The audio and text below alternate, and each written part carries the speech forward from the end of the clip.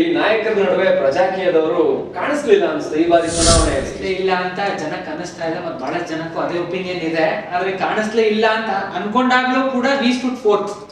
ಇವಾಗ ನಮ್ ಜೊತೆಗೆ ಇವತ್ತಿನ ಒಟ್ಟಾರೆ ಈ ರಿಸಲ್ಟ್ಸ್, ಈ ನಂಬರ್ಸ್ ಜೊತೆಗೆ ಒಟ್ಟಾರೆ ರಾಜಕೀಯದ ಬಗ್ಗೆ ಮಾತಾಡೋದಕ್ಕೆ ಪ್ರಜಾಕೀಯದಿಂದ ವಿಜಯ್ ಇದ್ದಾರೆ.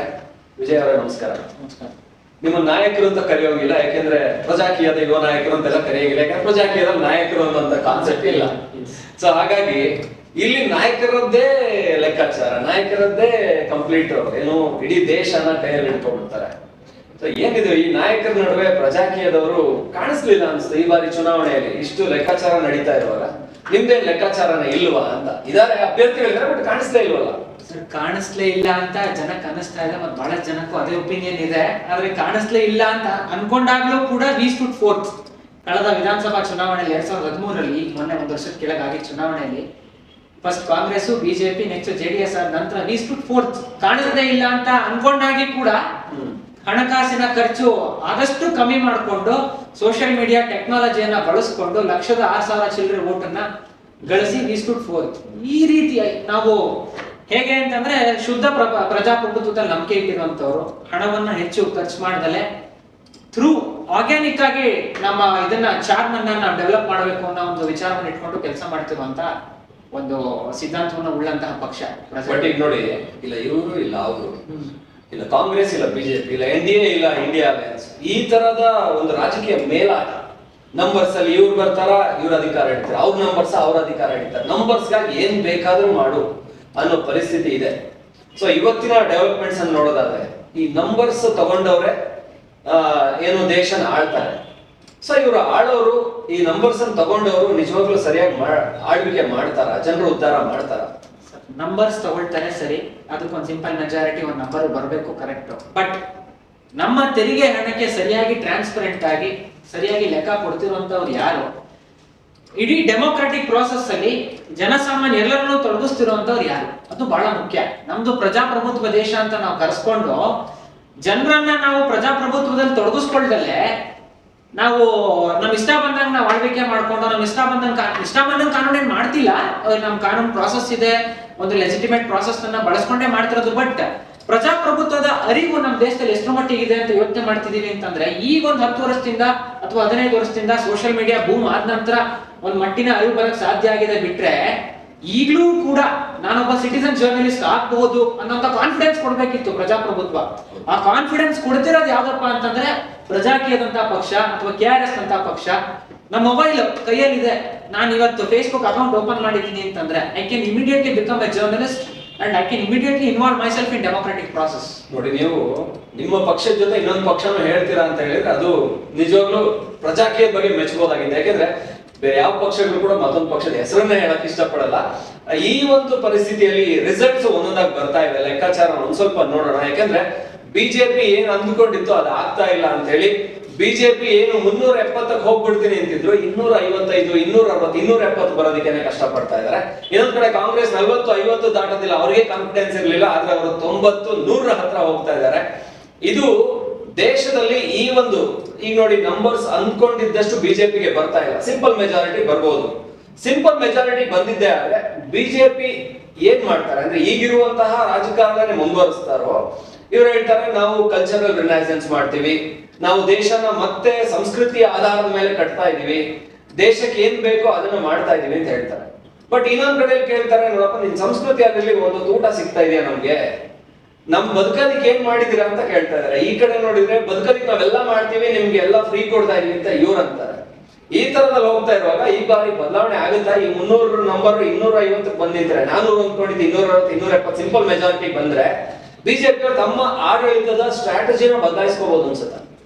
ಸರ್, ಈ ಬಿಜೆಪಿ 10 ವರ್ಷದಿಂದ ಆಳ್ವಿಕೆ ನಡೆಸಿದ್ದಾರೆ ಮತ್ತು ಕೂಡ ಅವರೇ ಅಧಿಕಾರದ ಚುಕ್ಕಾಣಿ ಹಿಡಿಯೋ ಒಂದು ಸಾಧ್ಯತೆಗಳು ಬಹಳಷ್ಟು ನಿಶ್ಚಯವಾಗಿ ಕಾಣಿಸಿದೆ. ಎಕ್ಸಿಟ್ ಪೋಲ್ಸ್ ಕೂಡ ಬಿಜೆಪಿನೇ NDA ಅಲಯನ್ಸ್ ಗೆಲ್ಲುತ್ತೆ ಅನ್ನುವಂಥದ್ದನ್ನು ಕೂಡ ತಿಳಿಸಿದೆ. ಬಟ್ ಫೈನಲಿ ಕಂಪ್ಲೀಟ್ ರಿಸಲ್ಟ್ಸ್ ಬಂದ ನಂತರನೇ ಗೊತ್ತಾಗೋದು.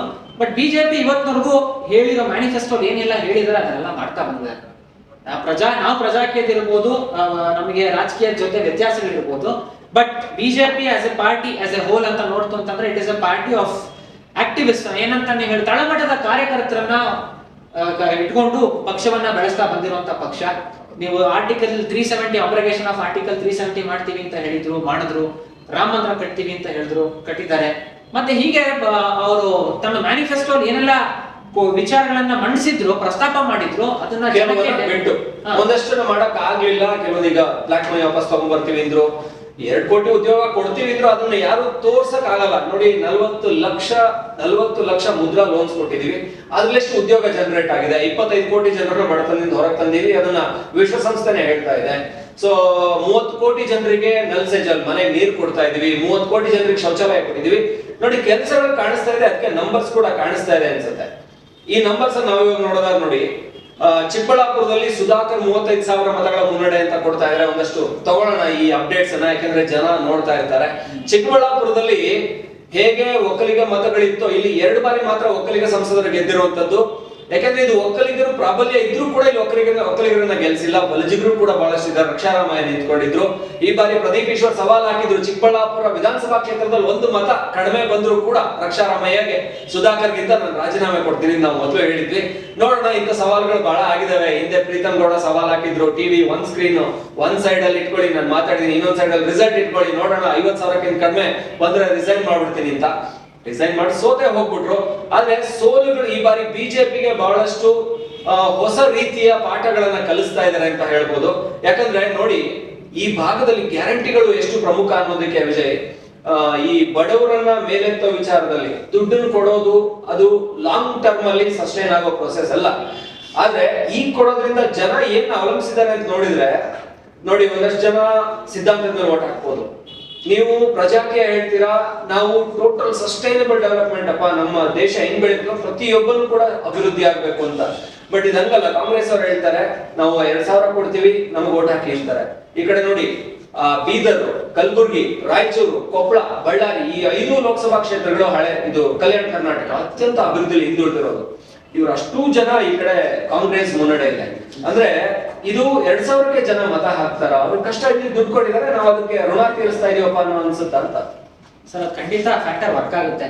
2,000 ಕೊಡುವಂತದ್ದು ಅವತ್ತಿನ ಹೊಟ್ಟೆಪಾಡಿಗೆನೆ ಕಷ್ಟ ಪಡ್ತಿರುವಂತವರಿಗೆ ಜನ 2,000 ರೂಪಾಯಿ ತಗೊಂಡು ಓಟ್ ಹಾಕುವಂತದ್ದು ಕೂಡ ಖಂಡಿತ ವರ್ಕ್ ಆಗುತ್ತೆ. ಜೊತೆಗೆ ನಾವು ಈಗಲೂ ಕೂಡ ಗಮನಿಸಿದ್ವಿ, ಕಾಂಗ್ರೆಸ್ನವರು ಅಧಿಕಾರಕ್ಕೆ ಬಂದಿದ್ದು ಕೂಡ ಗ್ಯಾರಂಟಿ ಯೋಜನೆಗಳನ್ನ ಮ್ಯಾನಿಫೆಸ್ಟೋ ಅಲ್ಲಿ ಮಾಡಿ ಕೊನೆಗೆ ಗೆದ್ದು ಬಂದಿದ್ದಾರೆ, ಜಾರಿ ಮಾಡಿದ್ದಾರೆ. ಬಟ್ ಫೈನಲಿ ನೀವೇ ತಗೊಂಡಂತ ಪಾಯಿಂಟ್ ಏನಿದೆ, ಸಸ್ಟೈನಬಲ್ ಡೆವಲಪ್ಮೆಂಟ್, ಸುಸ್ಥಿರ ಅಭಿವೃದ್ಧಿ ಅನ್ನೋ ಕಾನ್ಸೆಪ್ಟ್ ನ ನಾವ್ ಎಲ್ಲಿವರೆಗೂ ಇಂಪ್ಲಿಮೆಂಟ್ ಮಾಡಲ್ವೋ ಅಲ್ಲಿವರೆಗೂ ಕೂಡ ಆ ಒಂದು ವಿಷವರ್ತುಲದಲ್ಲಿ ನಾವೇ ಒದ್ದಾಡ್ತೀವಿ.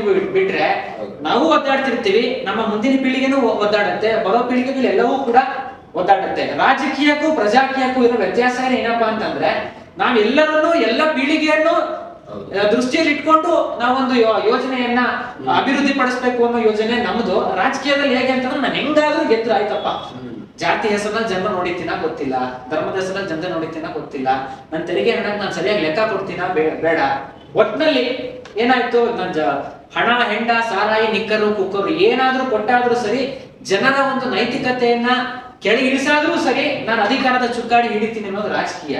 ಇದಕ್ಕೆ ತದ್ವಿರುದ್ಧವಾದ ವಿಚಾರವನ್ನ ಇಟ್ಕೊಂಡು ಇವತ್ತು ಕೆಲಸ ಮಾಡ್ತಿರುವಂತದ್ದೇ ಪ್ರಜಾಕೀಯ.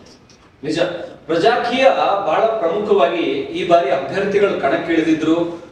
ತಳಮಟ್ಟದಲ್ಲಿ ಒಳ್ಳೆಯ ಪ್ರಚಾರವನ್ನ ಮನೆಗೆ ಹೋಗಿ ಪ್ರಚಾರ ಮಾಡಿದ್ದಾರೆ. ಸಾಧಾರಣಕ್ಕೆ ಅವರು ಕೂಡ ಎಲ್ಲೂ ಕೂಡ ಕಡಿಮೆ ಆಗಿಲ್ಲ.